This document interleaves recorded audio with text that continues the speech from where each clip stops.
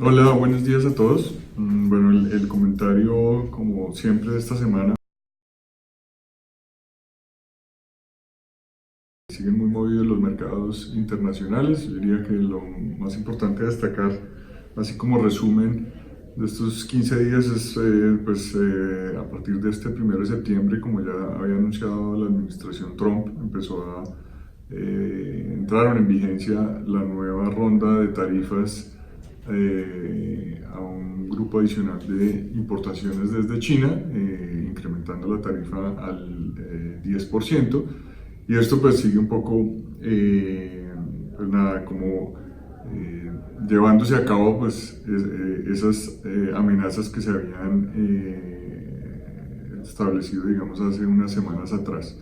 Sin embargo, en esta semana, a pesar de que, digamos, el hecho real de las tarifas se está dando, esta semana, digamos que se anunció, por un lado, que en octubre vendría una nueva ronda de negociaciones entre Estados Unidos y China.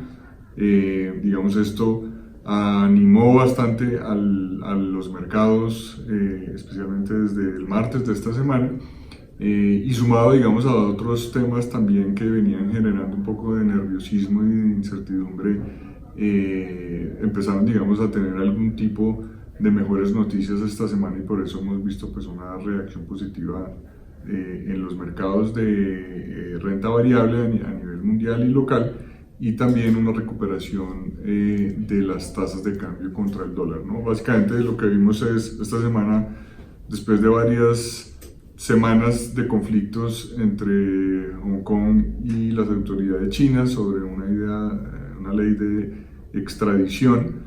El martes, precisamente, o miércoles, se desistió, digamos, de esta idea luego de varias semanas de protestas fuertes en Hong Kong. Y esto pues se toma como una noticia positiva, en donde se reduce esa incertidumbre asociada, digamos, a este enfrentamiento en esta región. También, por el lado de Italia, en Europa, terminó, parece ser, formándose un nuevo gobierno. Digamos, había mucha incertidumbre política en Italia los meses atrás. Es una buena noticia. Sin embargo, pues aún no está resuelto el panorama, pero de cierta forma sí hay un avance en este sentido.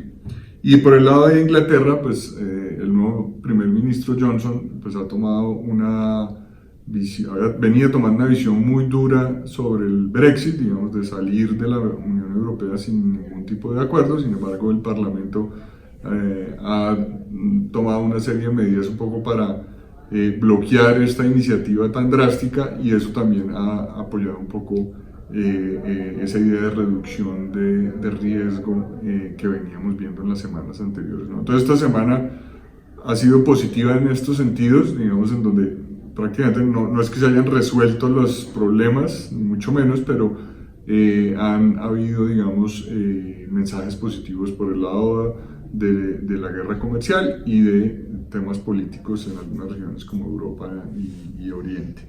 Hoy salió el dato de payrolls, o de creaciones de empleo en Estados Unidos, un poco por debajo de la expectativa. Se crearon 130.000 empleos y se esperaban 160.000. Este es un dato muy importante porque es como un termómetro de lo que está ocurriendo en la economía americana. Y, digamos, a pesar de que salió por debajo de la expectativa, no se podría decir que es un dato malo. La economía americana pues sigue creando empleos. Por encima de 100.000 sigue siendo un dato razonablemente bueno, y digamos que seguimos en este debate. Pues esto pareciera no estar indicando que estamos en el final del ciclo de crecimiento en Estados Unidos, ¿no? Todavía no están dándose esas señales. Pero definitivamente, dado este escalonamiento de la guerra comercial, las expectativas sobre las tasas de la Fed siguen manteniéndose, que estas deben bajar más este año. Digamos, el mercado sigue esperando una caída adicional de 100 puntos básicos en las tasas de la Fed en el 2019 y entrada al 2020. Y vamos a tener la reunión de la Fed ahora, el 18-19 de este mes.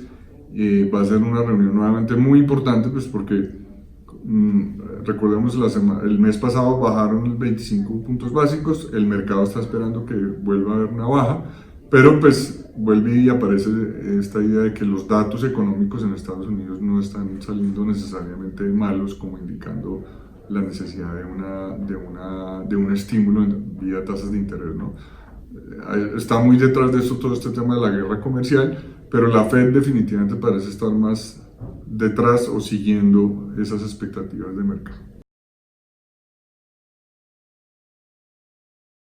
Pasando al tema local, lo más importante, la inflación de agosto que conocimos anoche salió ligeramente por debajo de las expectativas. El mes cerró con una inflación de 0.9%, la expectativa era 0.09%, perdón, la expectativa era 0.16%, un poquito por debajo. Esto nos lleva a la inflación 12 meses, que el mes pasado estaba en 3.79, baja a 3.75, es una buena señal.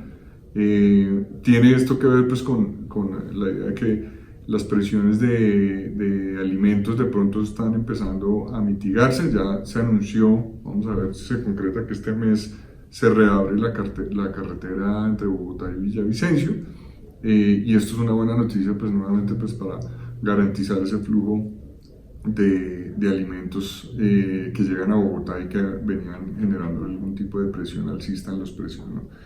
Del otro lado, digamos, preocupaciones en el tema de inflación, pues está la reciente devaluación del peso. Llegamos a casi tocar los 3.485, creo que fue el nivel más alto unos días atrás. Sin embargo, esto ya ha venido corrigiendo, hoy estamos por debajo de 3.400. Podría haber algo de efecto de traslado de esa devaluación a los precios de los transables. Sin embargo, ese impacto se ha identificado que ha sido bajo recientemente, es lo que se llama el pass-through de la devaluación a la inflación. Entonces, digamos que nos podemos quedar con la idea de que la inflación habría llegado, digamos, a este pico en el mes pasado y ya podría estar dando señales de que empiece a bajar en estos meses que vienen, de que se consolide esta idea de que los precios de los alimentos no estén presionados al alza, y en ese sentido podríamos ver una inflación terminando el año alrededor de un 3,5 o 3.6%, ¿no? Ligeramente por encima de la meta del Banco Central, que es el 3%. Tuvimos también datos ya no tan positivos en déficit de cuenta corriente. Esta es básicamente la diferencia entre importaciones y exportaciones, y también los flujos de capital de Colombia con el exterior.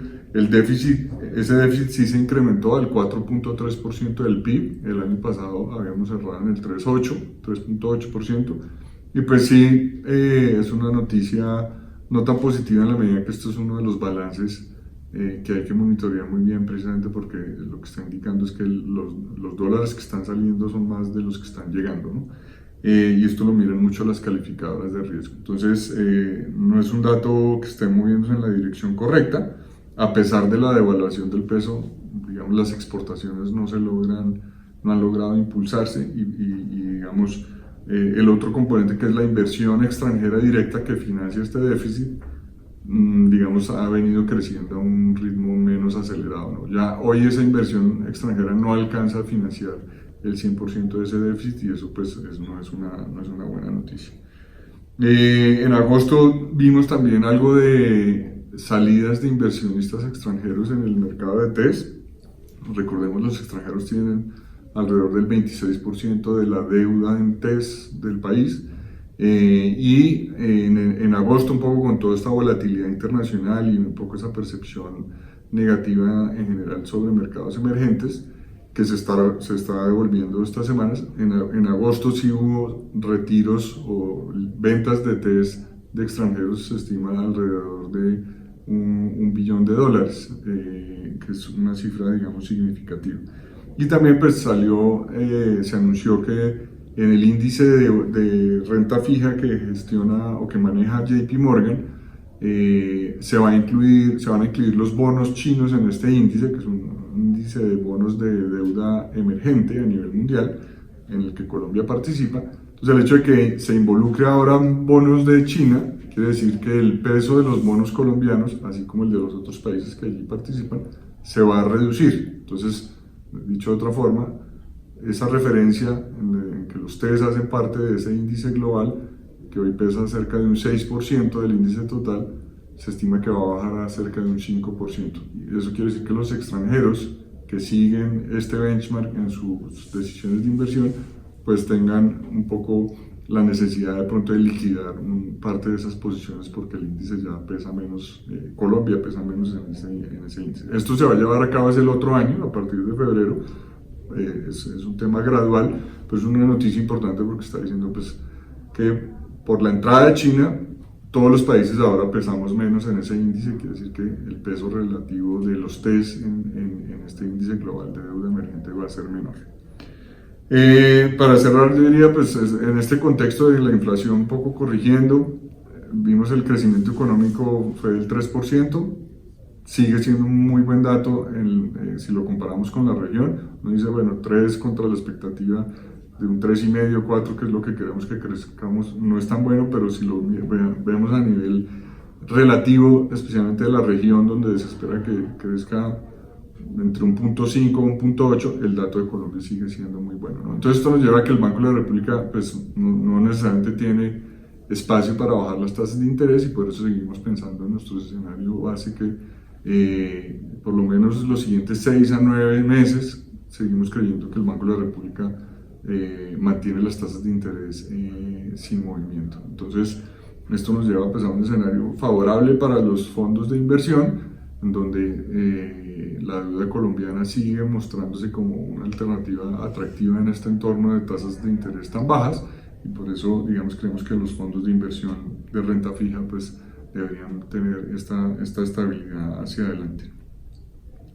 Ese es el comentario para esta semana. Muchas gracias a todos.